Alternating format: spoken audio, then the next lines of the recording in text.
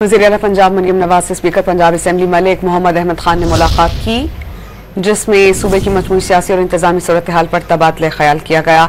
इस पर हम बात करते हैं डॉनिस के रिपोर्टर अदनान शेख से। अदनान, बताइएगा। आज बिल्कुल स्पीकर पंजाब असेंबली मलिक मोहम्मद अहमद खान ने वज़ीर-ए-आला पंजाब मरियम नवाज शरीफ से मुलाकात की है। अपनी सूबे की मजमूई सियासी और इंतजामी सूरत हाल पर तबादला ख्याल किया गया और स्पीकर पंजाब असेंबली मलिक मोहम्मद अहमद खान ने मानसून के दौरान हुकूमत पंजाब के मौसम इकदाम को भी सराहा।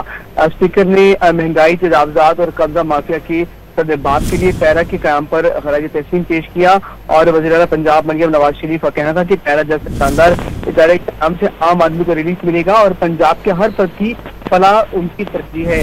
और ये जो उनका मजीद कहना था कि आवाम की बुनियादी सहूलियात तक रिसाई उनका नज़्मुल ऐन है।